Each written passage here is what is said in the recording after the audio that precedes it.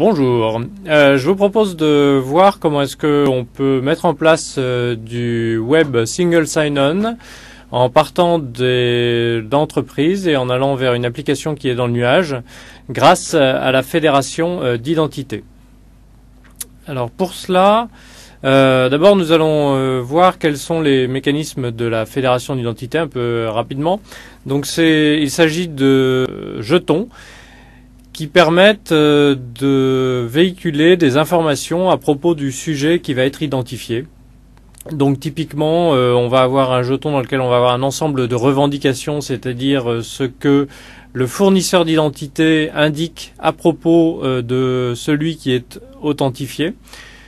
Donc ici, dans l'exemple, nous avons trois revendications, enfin n types de revendications, dont les trois premières sont quel est le nom de la personne authentifiée ou du sujet identifié, quels sont les groupes auxquels il appartient et quel est son âge. En termes de vocabulaire, on va parler de relying party pour l'application ou le service qui consomme les jetons. Et on va parler de STS ou Security Token Service pour le fournisseur de jetons. Donc voilà pour le vocabulaire. Donc la façon dont ça fonctionne, donc tout ça est normalisé avec des normes telles que SAML, WS Federation, WS Trust. Donc le fournisseur d'identité STS qui est ici et l'application ou relying party vont échanger des métadonnées, donc entre autres des numéros de certificats, des choses comme ça, le type de revendications qui vont être nécessaires. Et puis lors de l'authentification, le navigateur ou le client va obtenir un jeton, le présenter à l'application. L'application via une librairie d'identité, donc en gros un framework ou des API qui lui permettent de lire ce jeton, va pouvoir vérifier la signature du jeton, c'est-à-dire vérifier que le jeton a bien été fourni par un STS auquel il fait confiance via l'échange de métadonnées que nous avons vu tout à l'heure. Et ensuite va pouvoir, donc ça il voit que le jeton a été signé par un STS qui est dans sa liste de confiance. Et puis ensuite, il va pouvoir utiliser ces revendications du jeton pour autoriser la personne qui est là à accéder à tout ou partie de l'application. Donc dans la démonstration que nous allons voir, en fait, on est dans le scénario suivant. On a un domaine Active Directory dans l'entreprise et on a donc un STS qui est implémenté avec Active Directory Federation Services. Et puis on a une machine du domaine dans laquelle on va se connecter avec un utilisateur du domaine Active Directory. Puis on va accéder à une application qui est hébergée dans Windows Azure, dans un web role, sans avoir à retaper le mot de passe Windows. Et on va voir que l'application WebRoll ici va pouvoir afficher les différentes informations à propos de l'utilisateur qui est connecté ici.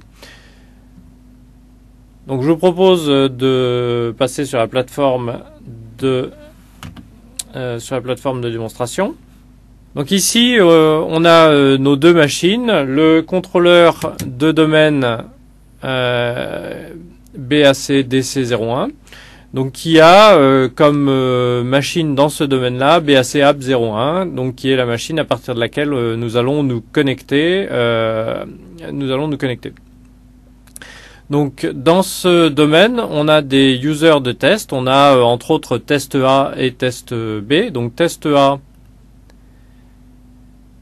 est membre du groupe.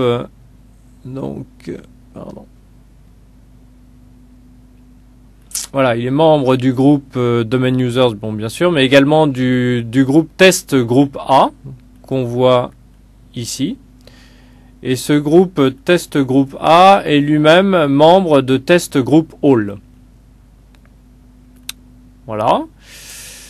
Ensuite, si on regarde au niveau d'Active Directory Federation Services, donc dans ADFS2 Management,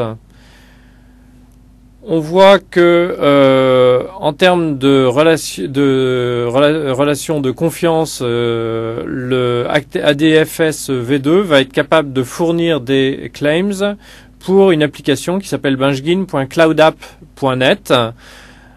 Et donc, qu'est-ce qu'on va fournir pour cette application-là? Eh bien, il y a une règle qui dit qu'on fournit des rôles qui viennent de Active Directory, et tous les token groups, tous les unqualified names des token groups sont vus comme des rôles. Donc en gros, toutes les appartenances à des groupes Active Directory vont être envoyées sous forme de rôles dans le token qui va être envoyé à Azure.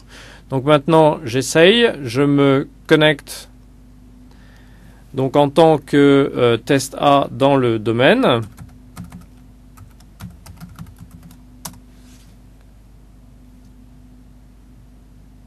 Voilà, ma session est ouverte. Je vais ouvrir un navigateur et je vais pouvoir aller me connecter à l'application qui se trouve à benchgin.cloudapp.net. Alors cette application-là, elle correspond sur le portail Windows Azure. Donc je la vois ici et cette application, elle a été déployée. Voilà. Donc c'est l'application Azure WIF V1. Bon. Donc je me connecte à cette application en étant toujours connecté en tant que test A. Et donc l'application m'affiche les rôles test group A, test group all et domain users. Alors pour construire, donc voilà, donc on a eu une première connexion. En fait, ce qui s'est passé, c'est qu'il y a eu la connexion à l'application, redirection vers le STS. Le Security Token Service a fourni un jeton SAML en se basant sur l'authentification Windows. Il a vu que c'était le user test A, donc il a pu construire un jeton SAML. Le navigateur est ensuite redirigé vers l'application et l'application peut fournir, peut décoder et vérifier la signature également des claims qui sont dans le jeton. Donc quels sont les composants logiciels que nous avons utilisés? ADFS V2, donc nous avons vu la console d'administration, et puis également Windows Identity Foundation. Donc Windows Identity Foundation, c'est un framework au-dessus, du .NET Framework.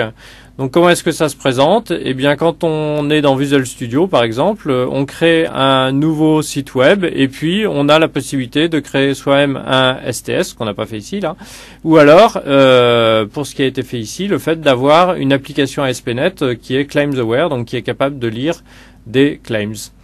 Donc là, il y a entre autres tout ce qu'il faut pour pouvoir décoder le token et être capable de lire les claims. Donc l'application en fait a affiché des choses telles que la liste des jetons.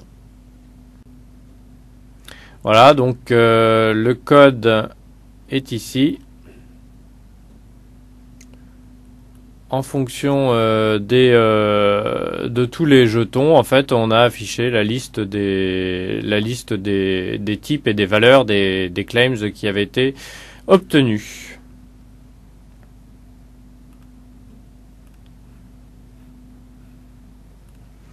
Voilà, c'est tout pour cette fois. Vous pouvez retrouver des informations, entre autres sur blogs.msdn.com/architect, mais également aux deux autres URL que vous voyez ici. Merci pour votre attention.